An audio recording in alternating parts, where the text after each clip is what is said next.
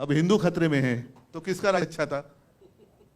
नहीं, अभी सारे मुस्लिम भाई भी साथ में आ रहे, इसलिए ऐसे नहीं कहता कि वो खतरे में आना चाहिए। आपका और हमारा कोई झगड़ा है ही नहीं, ना उत्तर भारतीयों से है ना मुस्लिम लोगों से है। दुनिया का सबसे ताकतवर आदमी, देश का प्रधानमंत्री है 8 साल से, हिंदुत्ववादी है, हिंदू है, तो भी हिंदू आक्रोश कर रहे हैं। ये कौन सा हिंदुत्व है? ये कौन सा राज है? ये कौन सा राम राज है?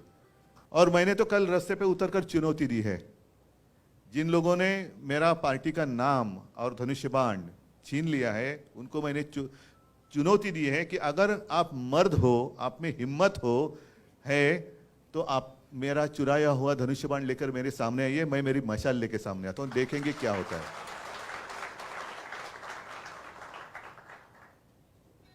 एक बात जरूर कि पिछले 25-30 साल से भी ज्यादा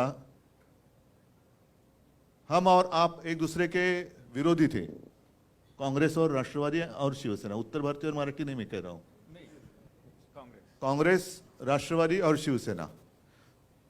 तो ऐसी कौन सी बात हो गई कि हम तो हिंदुत्ववादी थे? आज भी मैं कहता हूं मैं हिंदू हूं, मैंने हिंदुत्व कभी छोड़ा नहीं है और ना ही छोड़ूंगा। मैंने तो भाजपा को छोड़ा है, हिंदुत्व को नहीं छोड़ा है। भाजपा मतलब हिंदुत्व नहीं है, और उनका जो हिंदुत्व है वो हमारा हिंदुत्व नहीं है, वो हमें मंजूर नहीं है। मैं खुलेआम कहता हूं, जो मेरे पिताजी ने मुझे सिखाया वो हिंदुत्व ये नहीं है। और मेरे पिताजी की भाषा में कहें तो राष्ट्रीयत्व है हमसे हिंदुत्व है। हमारा जो हिंदुत्व है वो देश से जुड़ा हुआ है, लेकिन इनका जो हिंदुत्व है वो कैसे है कि आपस में लड़ाई लड़ाओ, आपस में झगड़ा कराओ, परिवार में झगड़ा लगाओ, पार्टी में झगड़ा चालू करो और सत्ता हासिल करो। कल कोई आया था पूना में, कहते हैं, उन्होंने पूछा क्या कैसे चल रहा है महाराष्ट्र में, तो कहा कि आज बड़ा अच्छा दिन है। तो क्यों? तो शिवसेना का नाम और चिन्ह हमने अपने साथ जो गुलाम आए हैं उनको दे दिया। तो व्यक्ति बोले बहुत अच्छा, मोगैम्बो खुश हुआ। ये मोगैम्बो है, मिस्टर इंडिया अगर आप याद करें तो उसमें यही है ना, मोगैम्बो यही चाहता था कि देश में एक दूसरे के साथ लड़ाई हो जाए, लोग आपस में लड़ते रहे और वो लड़ाई में व्यस्त रहेंगे तो मैं राज करूंगा। यही तो है आज के मोगैम्बो, यही तो है। वो भले हिंदू हैं, लड़ो, हमारे साथ है, वही हमारे, वो हिंदू हो या कोई हो, कोई उसका उसमें फर्क नहीं पड़ता। आप हमारे पार्टी में आते हो तो ही हिंदू हैं, और नहीं है तो आपने हिंदुत्व छोड़ दिया। आप मुझे बताओ, मैं तो जैसे आपने कहा इंतजार कर रहा हूं बीकेसी में कब आप जनसभा करते हो। मुझे तो लोगों के सामने आना है, लोगों के बीच में आना है और पूछना है बताओ मैंने क्या गलती की है। 2.5 साल मैं मुख्यमंत्री था, कहां मैंने भेद किया है? आपस में लड़ाई कभी मैंने करवाई है? कभी शिवसेना ने आपस में लड़ाई लगाई है, की है? कभी नहीं। दुख इस बात का होता है कि 92-93 की जो आपने जिक्र किया, तो यही तो मेरे शिवसैनिक हैं। आज अनिल परब है, वायकर है, विनायक जे, ऋतुजाताई बसले त्यांचं, तेव्हा रमेश होता, भाऊ कोरगावकर है, इकडे पण काही लोक असतील। ये तो हमारे सैनिक हैं जिन्होंने मुंबई को बचाया था। और आज जो हिंदुत्व की बात कर रहे हैं वो उस वक्त कहां थे? एड्रेस नॉट नोन, कहां गए पता नहीं। और आज बड़े सीना तान कर आ रहे, 56 इंच की छाती। अरे आपकी 56 इंच का जो सीना है उस वक्त कहां था? उसको तो पसीना आया था। आप कहते हैं 56 इंच का सीना, उस वक्त तो पसीना ही पसीना हुआ था। कल मैंने कहा कि एक जमाना जरूर था कि मीटिंग में, मोदी जी की मीटिंग में पब्लिक मोदी जी के नकाब मास्क पहनकर आते थे, लेकिन अब दिन बदली हो गए। अब मोदी जी को बाला साहब का नकाब पहनकर महाराष्ट्र में आना पड़ता है। और एक ऐसी गंदी हरकत कर रहे हैं। क्या आपको पसंद है जो भी चल रहा है? आपको पसंद है क्या? ये प्रजातंत्र है? अरे लड़ना है तो मैदान में लड़ो ना। आपको जो कुछ कहना है कहो, हमें जो कुछ कहना है कहेंगे, और जो जनता है वो निर्णय करेगी। वो सबसे ऊपर की अदालत है, बड़ी अदालत है वो जनता, उनको फैसला करने दो। यही तो लोकतंत्र है। लेकिन इनको लोकतंत्र मंजूर नहीं है। सब जो एजेंसीज है वो भेड़ियों की तरह से अपने ऊपर छोड़ते हैं। मैं कुत्ता इसलिए नहीं कहता, कुत्ता मुझे बहुत प्यारा है, कुत्ता ईमानी रहता है, वफादार होता है। भेड़िया का मतलब मानते हो ना, लांडगा, बरोबर ना? जरा हिंदी सीख रहा हूं मैं। लांडग्याला काय म्हणतात हिंदीत? काय म्हणतात बाबा? नाही, लोमडी म्हणजे कोल्हा, CR म्हणजे पण कोल्हाच येतो, भेडिया म्हणजे पण थोडक्यात लांडगा कळला ना तुम्हाला? हा, तो शब्द काही असू दे, तो लांडगा हा लांडगाच असतो आणि लबाड असतो. लबाड लांडगा ढोंग करते. वो पहले छोड़ना है, इनकम टैक्स को छोड़ो, इसको छोड़ो, उसको छोड़ो, सबको डराने के बाद मैं सबके साथ अकेला लड़ रहा हूं। अरे अकेला क्या, आपके भेड़िए तो सब पहले आए आए ना, उनके आधार पर आप लड़ रहे हैं। और एक उम्मीद थी, जरूर थी, एक सपना था, जरूर था, देश को एक मजबूत देश बनाना अपना सपना था, वो आज भी है। क्योंकि जिनको हमने एक सपना देखकर वहां बिठाया वो खुद बलवान हो गए, लेकिन देश कमजोर हो रहा है, देश कमजोर हो रहा है। मेरा कर्तव्य सिर्फ मुंबई बचाना इतना ही नहीं है, मेरा कर्तव्य महाराष्ट्र बचाना इतना ही नहीं है, मेरा कर्तव्य, मेरा मतलब हम सबका देश को बचाना है। और आज अगर हम जागेंगे नहीं, मेरे पिताजी, ये बात तो प्रमोद महाजन जी ने एक मीटिंग में कही थी, भाषण में कही थी। राजेश जी तेव्हा तुम्ही मला वाटतं भाजपात असणार, सोबत होते बरोबर ना? कारण प्रमोदजी घरी यायचे, खूप चर्चा व्हायची, गोपीनाथजी यायचे, तो एक काळ जमाना वेगळा होता, एक खुलापन था।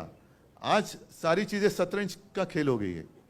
आज कहाँ अपनापन रहा ही नहीं, जो कुछ करना है वो शतरंज हो गया। आपको ये इतना, लेकिन शतरंज में भी कुछ नियम होते हैं। घोड़ा कैसा चलना चाहिए, हाथी कैसे जाना चाहिए, ऊंट कैसे जाना चाहिए, यहाँ तो कोई भी कैसे भी चलता है। तो प्रमोद जी ने कहा था, और ये सच है, वो जमाना था, वो सब अपने हिंदू लोग बिखरे हुए थे। और तब मेरे पिताजी ने प्रमोद जी को कहा था कि प्रमोद देख, एक ना एक दिन मैं तुझे इस देश का हिंदू बनकर वोट करते हुए दिखाऊंगा। तो प्रमोद जी ने कहा कि बाला साहब कैसे है पॉसिबल, उत्तर भारतीय अलग है, मराठी अलग है, दक्षिण भारत के अलग है, बीच में पंजाबी है, बंगाली है, तो ले देख तू क्या होता है कि नहीं देख। वो दिन तो आ गया, हिंदू बनकर वोट करने लगे। अभी हिंदू उठ गए, जाग गए। अभी जागा हुआ हिंदू खतरा भी हो सकता है, तो उनके आंखों में धूल फेंकी जा रही है। तुम्ही उठलात, हिंदू उठले जरूर, पण उठल्यानंतर जागे झालेला हिंदू ह्याला जर का सगळं दिसायला लागलं तर पंचायत होणार। म्हणून मग जो नींद से जाग गए हैं उनके आंखों में धूल फेंकने का काम चल रहा है। मग कुठला तरी एखादा मुद्दा असा फेंकायचा, फिर वो जैसे चुनाव आते हिजाब का मुद्दा आया था, अब कहाँ गया हिजाब का मुद्दा? हाँ, फिर जैसे कुछ आता है तो गौवंश हत्याबंदी का मुद्दा निकालेंगे, कुछ आएगा तो मतलब हिंदुओं को ऐसे महसूस होना चाहिए कि अरे क्या हो रहा है। बीच में तो और एक मजेदार बात हुई, मुंबई में एक मोर्चा निकला था, हिंदू जन आक्रोश, हिंदू आक्रोश मोर्चा, याद है, देखा अपने न्यूज में देखा? हाँ, हिंदू आक्रोश। क्यों हिंदुओं को आक्रोश करना पड़ रहा है? दुनिया का सबसे ताकतवर आदमी, देश का प्रधानमंत्री है 8 साल से, हिंदुत्ववादी है, हिंदू है, तो भी हिंदू आक्रोश कर रहे हैं। ये कौन सा हिंदुत्व है, ये कौन सा राज है, ये कौन सा रामराज है? और कांग्रेस का जब राज था तो आपको पता है एक नारा लगाया जाता था, इस्लाम खतरे में है। अब नारा बदली हो गया, अब हिंदू खतरे में है। तो किसका राज अच्छा था? नहीं, अभी सारे मुस्लिम भाई भी साथ में आ रहे, इसलिए ऐसे नहीं कहता कि वो खतरे में आना चाहिए। आपका और हमारा कोई झगड़ा है ही नहीं, ना उत्तर भारतीयों से है ना मुस्लिम लोगों से है। जो भी इस देश को अपना देश मानता है, अपनी मातृभूमि मानता है, और जैसे आपने कहा कि उत्तर प्रदेश तो आपकी मातृभूमि है, ये कर्मभूमि है, आपको आदर दिया है, तो इस देश के प्रति आपका एक कर्तव्य बनता है। तो यही है कि इस देश को अपने मातृभूमि मानने वाला हर कोई वो हमारा भाई है, वो हमारा भाई है। और आते आते मुझे थोड़ी देर हो गई इसलिए क्योंकि घर में भी कुछ उत्तर भारतीय आए थे, नहीं सच्चे आए थे, अलग, वो उत्तर प्रदेश से आए थे। आज ही के दिन, आज शाम को जा रहे, तो उन्होंने पूछा आप अगर होंगे तो हम मिलना चाहते, तो आइए। तो मैं यही उनको कह रहा था कि देखो हमारा हिंदुत्व कैसा है, जो मेरे पिताजी ने हमें सिखाया। एक पिछले 3-4 सालों की बात है, आप भूल गए होंगे या आपने शायद पढ़ा भी नहीं होगा। एक अपना फौजी था कश्मीर में, वो छुट्टी लेकर घर जा रहा था परिवार को मिलने के लिए। जब आतंकवादियों को पता चला कि ये अभी छुट्टी लेकर अकेला जा रहा है, बीच में उसको किडनैप किया गया, त्याचे हालहाल केले, आणि कुछ दिनों के बाद एकदम छिन्न विछिन्न झालेलं त्याचं शरीर, उसका मृतदेह कहीं पे मिल गया। वो अपना था कि नहीं था, जिसने देश के लिए कुर्बानी दी है। अभी मैं अगर कहूं कि हाँ वो मेरा भाई था, तो आप बोलेंगे लेकिन आपको नाम पता है क्या है? उसका नाम था औरंगजेब। औरंगजेब होगा ना, मजहब से मुसलमान होगा, था ही, लेकिन उसने अपने देश के लिए कुर्बानी दी। भारत माता, जिसको भारत माता की जय कहते हैं, उसके लिए उसने अपनी जान तक दे दी। वो अपना भाई नहीं था, वो अपना भाई ही था। तो ये अगर हमारा हिंदुत्व है, अच्छा अगर मैं कांग्रेस के साथ गया तो हिंदुत्व को छोड़ दिया। अभी कल मोगेम्बो ने कहा कि ये मुख्यमंत्री पद के लिए कांग्रेस और राष्ट्रवादी के तलवे चाट रहे थे। तो अभी उन्होंने जो किया है, कौन किसका क्या कौन सा हिस्सा चाट रहे पता नहीं। नाही सांगतो ना, हे रोटी बन आता ऐसे 2-4 दिवसापूर्वी मुझे भी वहां आमंत्रित किया गया था। सैयदना साहब ने बुलाया था, मैं गया, लेकिन मैं गया, मैंने वहां चपाती नहीं लटली, क्योंकि जो रिश्ता होता है ना, उसको दिखावे की जरूरत नहीं होती। जब कोई रिश्ता नहीं होता है तो ऐसे नौटंकी की जरूरत पड़ती है कि जाकर रोटी कणिक मळा, चपात्या लाटा, झाड़ू मारा। और जब दिल से रिश्ता होता है ना, तो बात सीधी दिल से दिल की होती है। नौटंकी की बात नौटंकी करने की आवश्यकता नहीं होती। मैंने जाकर वहां, उन्होंने मुझे प्रेम से बुलाया, मैं गया, क्योंकि जब बड़े सैयदना साहब थे तो मुझे याद है, मैं छोटा था तो वो भी मेरे पिताजी को मिलने के लिए घर पे आए थे। तो इतने पुराने हमारे संबंध है, कोई आवश्यकता नहीं है नाटक करने के लिए। लेकिन उन्होंने कुछ भी किया। मैं कांग्रेस के साथ गया तो हिंदुत्व छोड़ दिया। अरे भाई, आप मुफ्ती मोहम्मद के साथ बैठे थे, उस वक्त आपने क्या छोड़ा था? कभी कांग्रेस ने आतंकवादियों को शहीद मानने के लिए तो ये नहीं रखी थी ना शर्त कि ये जो है काय अफजल गुरु, त्याला तो शहीदाचा दर्जा द्या म्हणून ते मुफ्ती मोहम्मद आणि महबूबा मुफ्ती सांगत होते। उनके साथ आपने सत्ता के लिए उस वक्त क्या किया था आपने? मैं नहीं पूछना चाहता, लेकिन क्या तब भी आप हिंदू थे ना, कि उस वक्त के लिए टाइम प्लीज ली थी, जैसे बच्चे लेते टाइम प्लीज, हम हिंदुत्व छोड़ रहे हैं, हम हिंदुत्व पकड़ रहे हैं। ये क्या नौटंकी चल रही है? कब तक लोगों को उल्लू बनाएंगे? और कल की जो बात हुई है, सरासर अन्याय है। आप मुझे बताइए, मेरे पार्टी में कुछ लोग वहां चले गए, जाने दो, जिसकी मर्जी जाना चाहे जाए, लेकिन वो दूसरी पार्टी में जानी चाहिए। आपने जो बात कही, और इसलिए मैंने कहा ना कि अरे भाई, मेरे ही लोग मुझे घर से बाहर निकाल रहे, क्योंकि वो घर पे ही कब्जा करना चाहते हैं। ये घर ही मेरा है, मेरे पिताजी ने उनको सहारा दिया था। ये जो सारे शिवसैनिक बैठे हैं, आज भी लाखों शिवसैनिक हैं, उन्होंने पसीना और खून बहाकर इनको बड़ा किया। अब वो मालिक बनने जा रहे। और हमारी संस्था भी ऐसी है कि उनको चोर को मालिक बना दिया घर का। ये कौन सा देश है? देश में चल रहा है क्या है? लेकिन आज के दिन पूरे देश में जितने सारे राजनीतिक पार्टियां हैं, उनकी आंखें खुलनी चाहिए। आज हम पे बीती है, कल आप पे बीत सकती है, कल आप पे बीत सकती है। जिस तरीके से उन्होंने शिवसेना के साथ शुरू किया है, करते जा रहे हैं, क्या बिगाड़ा है हमने? आपको मेरे पिताजी का चेहरा चाहिए, लेकिन पिताजी का बेटा नहीं चाहिए, जो आपके साथ था, आपको साथ आने के लिए, आगे चलने के लिए तैयार था। और सिर्फ मैंने मेरे पिताजी को, जिसको आप आपका नेता मान रहे हैं, उसी को मैंने वचन दिया था कि मैं शिवसैनिक को मुख्यमंत्री करूंगा। वो वचन निभाने वाला अगर धोखा देता है तो उसके साथ मुझे कैसे बर्ताव करना चाहिए? जिसने हमें धोखा दिया, बाला साहब की शिवसेना को धोखा दिया, उसके तलवे चाटने वाले आपको चलते हैं। मग माझं काय चुकलं होतं? मैं यही तो मांग रहा था। अगर जो बात मैंने उनके सामने रखी थी, चलो 2.5 साल तो मैं मुख्यमंत्री था, हालांकि मैं मुख्यमंत्री बनना नहीं चाहता था, मेरा सपना नहीं था, लेकिन पवार साहब थे, कांग्रेस के अन्य ज्येष्ठ नेता थे, उन्होंने कहा कि उद्धव जी आपको ही करना पड़ेगा, ये स्वीकार करना होगा, अन्यथा ये सरकार बन नहीं सकती। तो मुझे कोई अनुभव नहीं था, मैं बन गया। अगर मेरे साथ जो उन्होंने कमिटमेंट की थी 2.5 साल की, वो अगर निभाते तो अब पहले 2.5 साल या बाद में 2.5 साल, या तो उनका या तो शिवसेना का मुख्यमंत्री होकर चला गया होता, और आज ऑफिशियली उनका मुख्यमंत्री शायद होता, या पहले हो जाता था। क्या फर्क पड़ता था? दिन तो उड़ जाते हैं। लेकिन कभी कभी ऐसे लगता है कि जो भी कुछ होता है अच्छे के लिए होता है। जो कल भी चुनाव आयोग ने फैसला दिया अच्छे के लिए हो रहा है, क्योंकि लोगों के दिल में आग लगी है अभी, आग लगी कि ये कैसा अन्याय है।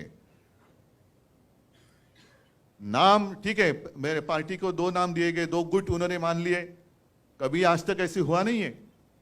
जब भी किसी पार्टी में विवाद हुआ, कांग्रेस में भी हुआ था इंदिरा जी के समय पर, तो गाय वासरू, पहले बैल जोड़ी था, पण गाय वासरू नका विसरू,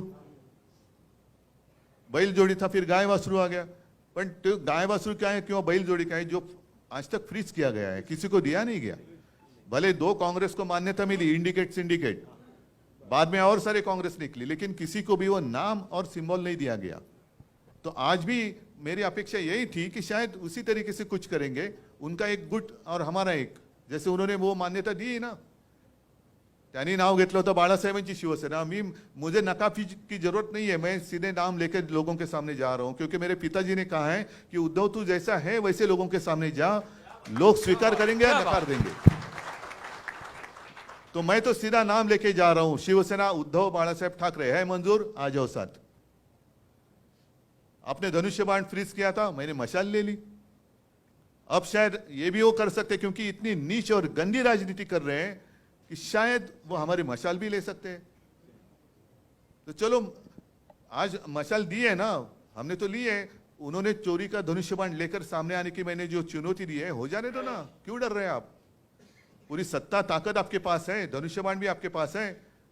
लेकिन जैसे मैंने कहा कि शायद आप धनुष्य बाण को चुरा सकते हैं, लेकिन ये लोगों के दिल में बैठा हुए राम को नहीं चुरा सकते आप। उनके दिल में जो बैठा हुआ राम है, उसके आशीर्वाद जब तक मेरे साथ है, तो भले धनुष्य बाण आपने चुरा लिया तो भी मेरा कुछ बिगड़ नहीं सकते। और अभी मुंबई को दासी बनाने की बात चल रही है।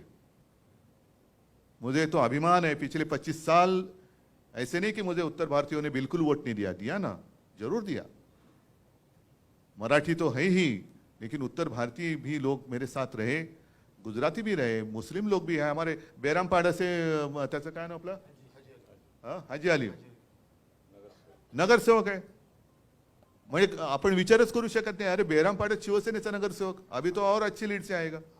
जीएसटी लगा दिया, जो मुंबई महापालिका और राज्य सरकार का डायरेक्ट इनकम जो था वो तो बंद कर दिया।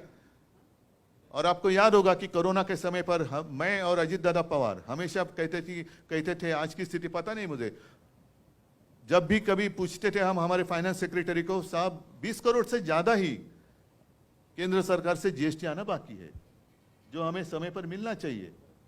तो जसं पैसा बँकेत ठेवून विकास होत नाही, तसा राज्याचा आणि मुंबईचा पैसा केंद्राच्या खिशात ठेवून सुद्धा राज्याचा आणि मुंबईचा विकास नाही होणार। निदान मुंबईचा हक्काचं जे काय आहे, महाराष्ट्राच्या हक्काचं आहे ते तर द्या ना, हमें भीख नहीं चाहिए आपकी, दिल्ली की भीख नहीं चाहिए मुंबई को। मुंबई तो पसीना बहाने वाली नगरी है, पसीने की कमाई तो दे दो, आपको पसीना भी नहीं बहाना है। सारे उद्योग आप महाराष्ट्र से गुजरात लेके जा रहे हैं, सगळ्या गोष्टी मुंबईच्या बाहेर, महाराष्ट्राच्या बाहेर, आणि वरती येऊन उपकार केल्यासारखं काही ते तोंडावरती तुकडे फेकून जायचं आणि मुंबई आपली दासी बनवायची। त्याच्या आड शिवसेना येते, उद्धव ठाकरे येते, खत्म कर दो इनको पॉलिटिकली, आपके ऊपर है। मी तुम्हाला सांगितलं, मला माझ्यासाठी तर काहीच मी मागत नाहीये। तुम्ही जेव्हा पब्लिक मीटिंग घ्याल, मी माझी दसरा मेळावा असतो तसंच आणखीन परत मीटिंग तर मी घेणारच आहे। मी तर लोकांवरती सांगणार आहे, मी तुम्हाला हवा असेल तर तुम्ही सोबत राहा। आज तर माझ्या हातात काहीच नाही आहे माइक शिवाय, सिर्फ माइक है जिस माइक के माध्यम से मैं मेरे दिल की बात आपसे कह सकता हूँ। मन की बात नहीं, मेरे मन में कुछ और चलता होगा। मनातले मांडे आपण म्हणतो, पण मैं दिल की बात करने वाला हूँ, दिल की बात करने वाला हूँ। और इसलिए अगर साथ आना चाहते हैं तो साथ निभाना पड़ेगा, साथ निभाना पड़ेगा। हर संकट में साथ रहना होगा। हाथ उठा के बोलिए, हम तुम्हारे साथ हैं।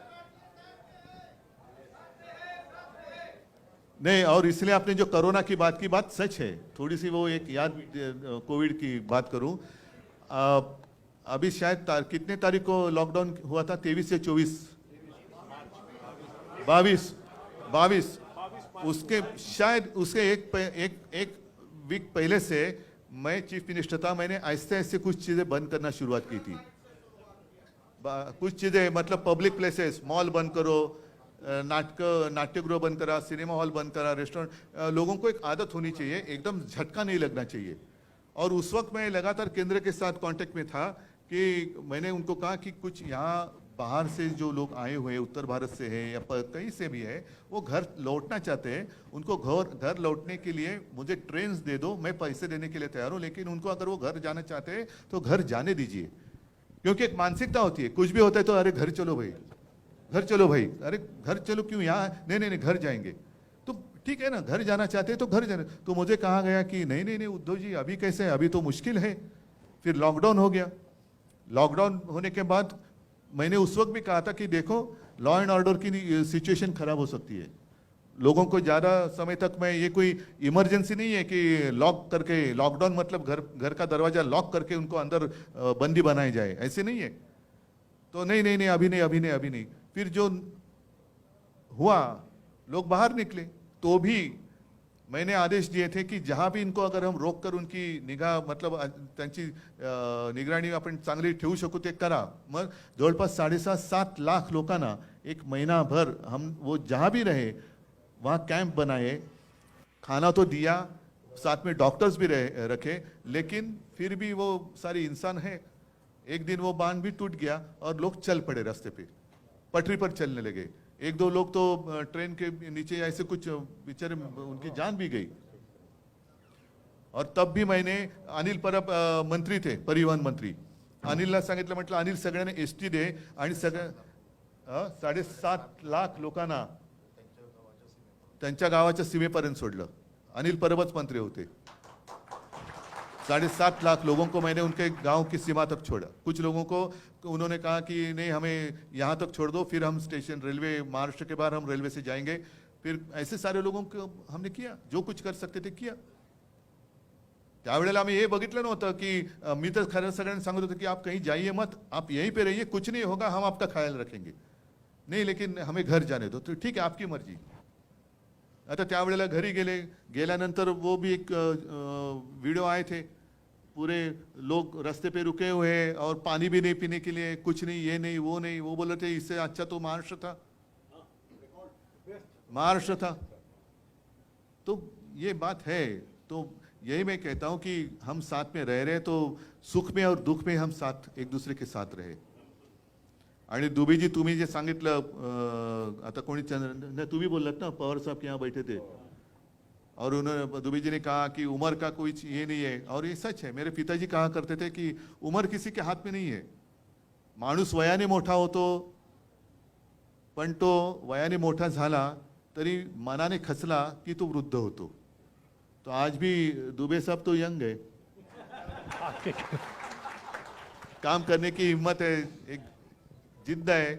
आणि आमचं आता चांगलं जुळलंय महाविकास आघाडीचं, त्याच्यामुळे पवार साहेबांना सांगतो इनको भी कुछ जिम्मेदारी दे दो। वैसे कोई ऐसे नहीं कि वो अपनी जिम्मेदारी लेकर, अभी ये तो सारी मीटिंग उन्होंने तो की, मैंने नहीं कुछ उनको कहा था। तो वो ऐसे नहीं कि जिम्मेदारी नहीं तो मैं क्या करूं। तो वो बोले आप जिम्मेदारी दे दो या नहीं दे दो, मैं तो मेरा कर्तव्य करते रहूंगा। तो ऐसे लोग साथ में आएंगे। और इसलिए मैंने कहा ना, तो सिर्फ शिवसेना की लड़ाई नहीं है, हर एक भारतीय नागरिक की लड़ाई है। इस देश में प्रजातंत्र, लोकशाही जिवंत राहणार की नाही हे आता ठरवण्याची वेळ आलेली आहे। आणि त्याच्यासाठी हम सब एक साथ मिलकर आगे जाएंगे तो किसकी हिम्मत है अपने देश को गुलाम बनाने की। मैं मेरे देश को, मेरी भारत माता को किसका गुलाम नहीं होने दूंगा। बस एक ही यही शपथ ले लो और आगे चलो, एक ही शपथ ले लो। तो मैं मानता हूं कि अभी पिछले रविवार भी मैं आया था आपके यहाँ, गोरेगांव में आया था। आज यहाँ पता नहीं अगला रविवार कहाँ है या कहाँ है, लेकिन ये तो अभी ये शुरुआत तो हुई है, उसको आगे हम और लेके जाएंगे। अभी ठाणा में अभी मतलब आगे ठाणा में जाना। हाँ, ठाणा और मुंबई, तुम्ही जिकडे म्हणाल तिकडे मी येतो। भाई अंदर, अरे तू, मी असं पण पहिले भाई अंदर आ जा। तर हे आपलं एक नातं आहे आणि मला खरंच आनंद आहे की इकडे मी एक हिंदी बोलायची प्रॅक्टिस थोडीशी वाढवतोय, पण मला असं मी जर जेव्हा म्हणतो की तुमच्यापैकी काही जण अतिशय शुद्ध मराठी बोलतात, आता एवढं सगळेजण आपण मिळून मिसळून गेल्यानंतर, एवढे आपण एकत्र आल्यानंतर मग निवडणुकीत वेगळं करायचं? इलेक्शन में, चुनाव के दरमियान आप उत्तर भारतीय होते हैं, मैं महाराष्ट्रीयन मराठी होता हूँ, क्यों? आता सगळे आपण आहोत ना, जसं मी हिंदुत्वाची हे सांगितले तुम्हाला काय आहे, भाषा सांगितली, आणखीन सगळ्या गोष्टी सांगितल्या, तर आपण आता काल अमित शाह आए थे, उन्होंने कहा कि दूध का दूध पानी का पानी हो गया, अब तक तो सुप्रीम कोर्ट का फैसला बाकी है, और दूध का दूध पानी का पानी हुआ नहीं है, आपने तो दूध में नमक डाला है, आपने दूध में नमक डाला है, उसको अभी हमें सुधारना है. तर आता त्या दुधामध्ये साखर टाकायला तुमची साथ मला पाहिजे.